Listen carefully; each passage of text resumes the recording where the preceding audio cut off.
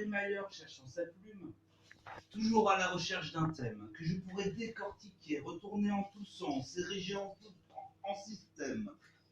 Et il y a un sujet que je me devais de traiter depuis longtemps. Si je ne l'ai pas fait, c'est vraiment pas par faute de temps. Pour tout vous dire, il m'a été soufflé par une très douce personne. J'ai donc mis la barre haut pour mes voyelles et consonnes. Entre parenthèses, le sujet, je le maîtrise avec la pratique d'un expert. Et même si je partage cette science avec de très nombreux pairs, m'avoir soufflé l'été révèle un intérêt éclairé pour ma personne.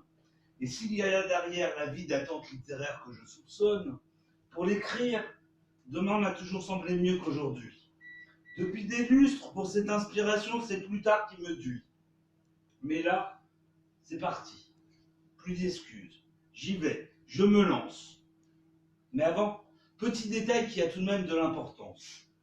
Il y a des tas de choses que je repousse toujours au lendemain. Courses, paperasse, coups de fil qui embarrassent, les tâches ménagères. Ouvrir la boîte aux lettres, me mettre au yoga, aux langues étrangères. Faire comprendre à une femme que je ne serais pas contre tenir sa main. Si l'on repousse toutes ces choses, c'est qu'elles paraissent souvent insurmontables. Et si elles ne le sont pas, il est si doux d'attendre qu'elles le deviennent. Ma lessive le lundi, mes papiers le mardi, jeudi mes courses de la semaine. Non, pour régler une situation, attendre qu'elle devienne insurmontable. C'est beaucoup plus gratifiant de faire les choses au dernier moment, ou même à celui d'après. Je sais pas, après tout, on a le temps.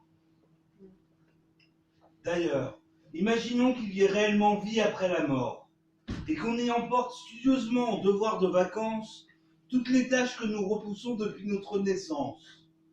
Se pose légitimement la question, pourra-t-on les repousser encore? Par contre, je déconseille vivement de remettre l'inspiration à plus tard. Elle le prend plus mal que si tu l'enfermais au mitard. Après, elle ne reviendra plus parce qu'elle te fera la gueule. Elle te reprochera des années de l'avoir laissée seule. Mais revenons-en un peu à nos moutons. Un slam ne dure que 3 minutes. 3 minutes à s'exprimer, se la donner, vous transporter, et zut, je crois que je m'éloigne encore un peu plus du sujet. Mais cette fois-ci, c'est la bonne. Je vous sors le texte d'un jet. Précisons quand même avant que je me suis préparé pour l'occasion.